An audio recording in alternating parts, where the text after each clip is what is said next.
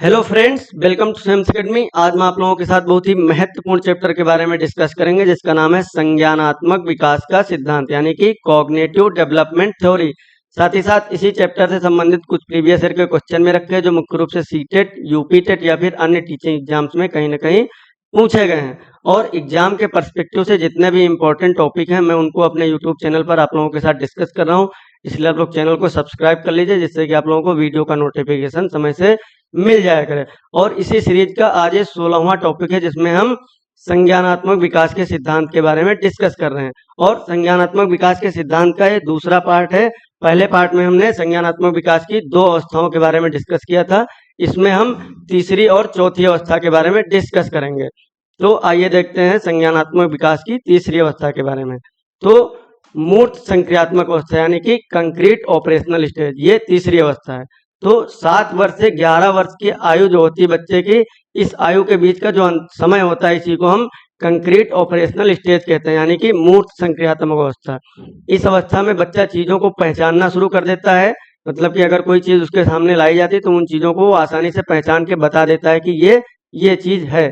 फिर विभेदीकरण, 2 चीजें अगर उसके अंदर उसके पास ला के रख देते हैं तो उन दोनों चीजों के बीच में वो विभेद कर लेता है। और अगर कई सारी चीजें उसके सामने रखी है तो उनका वो आसानी से वर्गीकरण कर लेगा, क्लासिफिकेशन कर लेगा और उनके कैरेक्टर को बता देगा, और उनकी कमियां और अच्छाइयों को के बारे में भी वो समझना प्रारंभ कर देता है। इस अवस्था में बालक चिंतन करना शुरू कर देता है और तर्क करने के लिए सक्षम हो जाता है। जैसे किसी चीज के बारे में वो आसानी से सोच सकता है और उनके बारे में पॉजिटिव और निगेटिव बातों को वो समझ सकता है और उसके बारे में चिंतन कर सकता है। और कई सारी चीजों के बारे में वो तर्क करेगा और उनके बारे में ज्यादा चीजें जानने का प्रयास करेगा। इसको हम क्या कहते हैं, तर्क करने की उसके अंदर क्षमता प्रारंभ हो जाती है या आ चुकी होती है। फिर आगमनात्मक तर्कणा, यानी कि इंडक्टिव रीजनिंग। इस अवस्था में बच्चा उदाहरण पर आधारित होकर तर्क करता है। मतलब कि बच्चा कोई चीज का उदाहरण लेगा, फिर उसके ऊपर तर्क करेगा और लोगों से उसके बारे में क्वेश्चन पूछेगा या उसके बारे में जानने का प्रयास करेगा।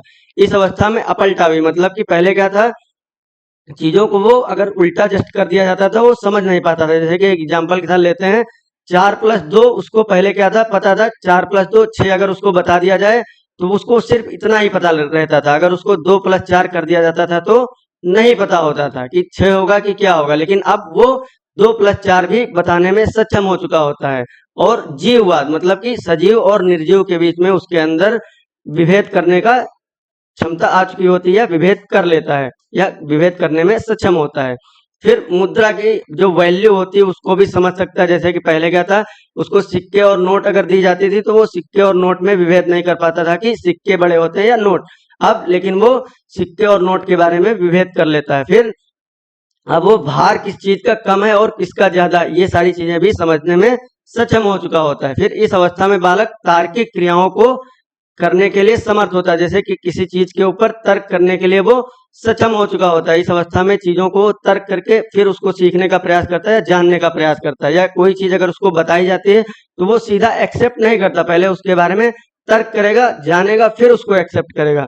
फिर इस अवस्था में बालक का विचार जो होता है वो प्रौढ़ के विचार से जस्ट निकट होता है या मतलब कि उससे मैच खाता है। जैसे कि बालक जो सोचेगा या जो विचार उसके होंगे वो जो प्रौढ़ होगा या फिर जो थोड़ा युवा हो चुका होता है या पूरी तरह से प्रौढ़ हो चुका होगा, उसके विचार से और बालक के विचार, जो इस अवस्था में बालक पहुंच चुका होगा, उस अवस्था के बालक और प्रौढ़ के जो विचार होंगे वो लगभग मेल खाते होंगे। फिर नेक्स्ट है इसकी अवस्था औपचारिक संक्रियात्मक अवस्था, यानी कि फॉर्मल ऑपरेशनल स्टेज। ये 11 वर्ष से 15 वर्ष के बीच की जो आयु होती है, इसी को हम फॉर्मल ऑपरेशनल स्टेज कहते हैं। इस अवस्था में बच्चा संप्रेषणशीलता, निर्णय क्षमता, बच्चे के अंदर किसी चीज के बारे में निर्णय लेना और उनके बारे में क्या करना है या उसके बारे में हमें क्या सोचना है, इन सारी चीजों के बारे में वो निर्णय लेना प्रारंभ कर लेता है। क्या चीजें हमारे लिए अच्छी होंगी, क्या हमारे लिए बुरा होगा, इन चीजों का, या अपने करियर के बारे में निर्णय करना वो प्रारंभ कर लेता है। जो 11 साल से 15 साल की आयु होती है, इसी में हमारी क्लास की कुछ हमारी पढ़ाइयों में चेंज हो जाता है, या हम अपने पढ़ाई के बारे में अपना निर्णय लेते हैं, या अपने करियर के बारे में हम सोचना शुरू करते हैं। इन सारी चीजों में हम थोड़ा अपना निर्णय अपने हिसाब से निर्णय लेकर फिर उन चीजों को करने का प्रयास करते हैं। फिर विभिन्न समस्याओं के समाधान के लिए वो अमूर्त नियमों का खोज करता है या अमूर्त नियमों का निर्माण करता है। अगर कोई समस्या उसके पास आती है तो वो ऐसी चीजों का इस नियमों का प्रयोग करता है जो अमूर्त होते हैं, जिनका मूर्त रूप से कोई भी लेना देना नहीं होता, मतलब कि वो अमूर्त चिंतन ज्यादा करता है। फिर संज्ञान की सर्वोच्च अवस्था होती है, मतलब कि समझदारी की जो अवस्था होती है यही सबसे सर्वोच्च अवस्था होती है। चीजों को समझने का या संज्ञान लेने का जो समय होता है वो यही सबसे अच्छा समय होता है। फिर निगमनात्मक तर्कणा मतलब डिडक्टिव रीजनिंग, पहले क्या था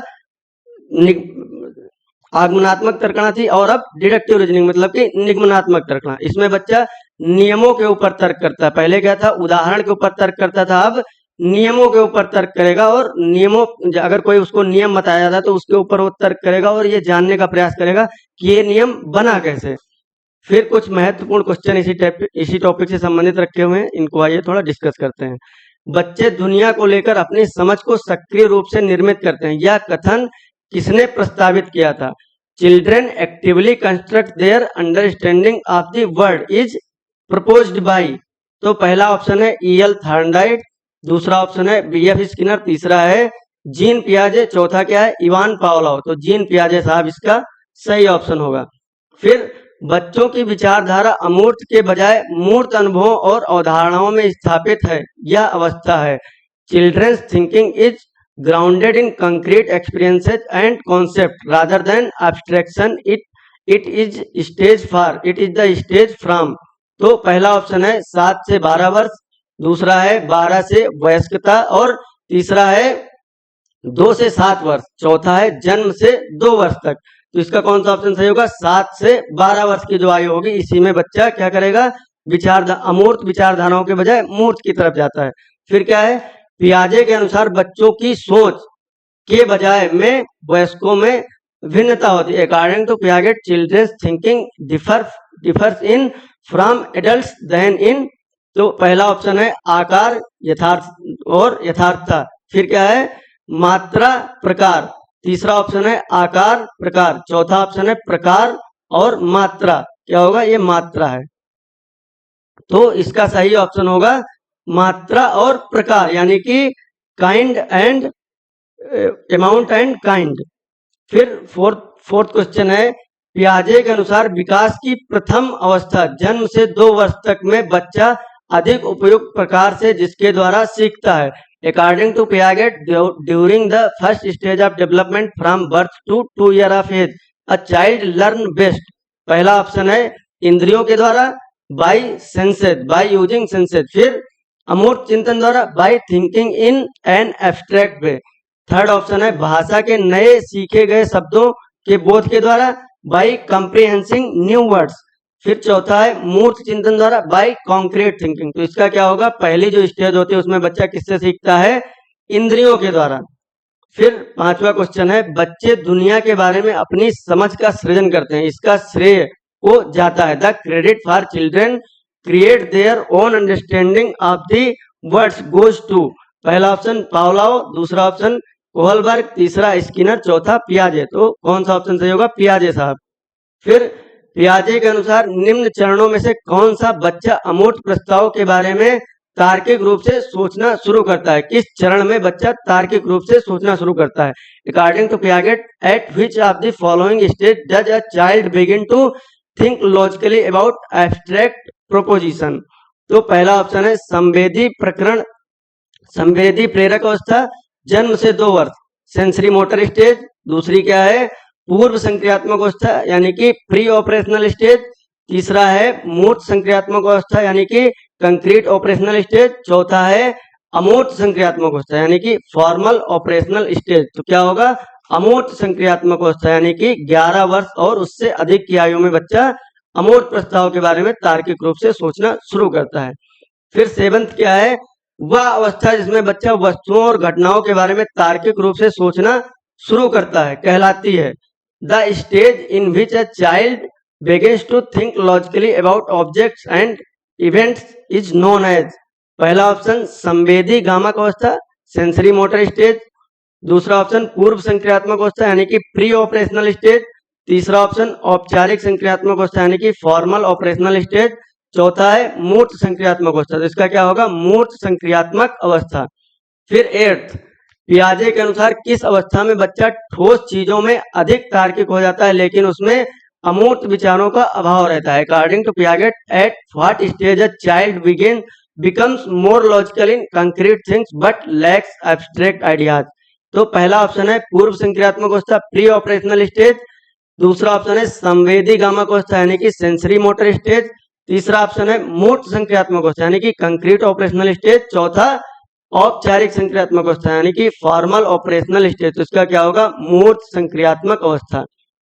9th क्वेश्चन है पियाजे के सिद्धांत में वह प्रक्रिया जिसमें एक बच्चा नए अनुभव का बोध करने के लिए अपने स्कीमा का रूपांतरण और संशोधन करता है क्या कहलाता है? In Piagetian theory the process in which a child transform and modifies her schema to make senses of new experience is called. पहला ऑप्शन आत्मसात्करण यानी कि असिमिलेशन। दूसरा ऑप्शन समायोजन एकोमोडेशन। तीसरा ऑप्शन संरक्षण यानी कि कंजर्वेशन। चौथा केंद्रीकरण यानी कि कंसंट्रेशन। तो इसका क्या ऑप्शन होगा? समायोजन यानी कि अकोमोडेशन। फिर 10th क्वेश्चन है निम्नलिखित में से कौन सा विकल्प पियाजे के सिद्धांत की आलोचना को प्रस्तुत करता है? Which of the following is a critique of Piaget's theory. पहला ऑप्शन है पियाजे को यह विश्वास नहीं था कि बच्चे बुद्धिमान होते हैं। Piaget did not believe children to be intelligent beings. दूसरा ऑप्शन पियाजे ने पूर्व संक्रियात्मक अवस्था में बच्चों की क्षमताओं को कम करके आंका।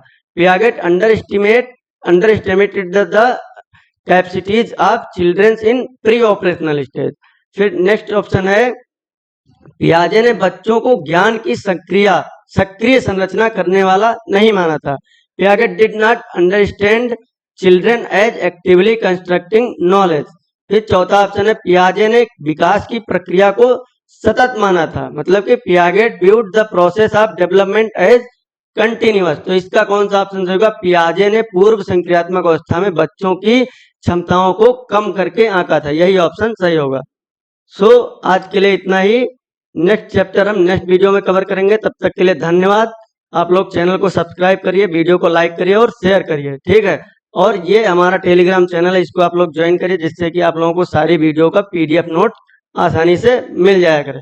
So thank you so much. Thank you.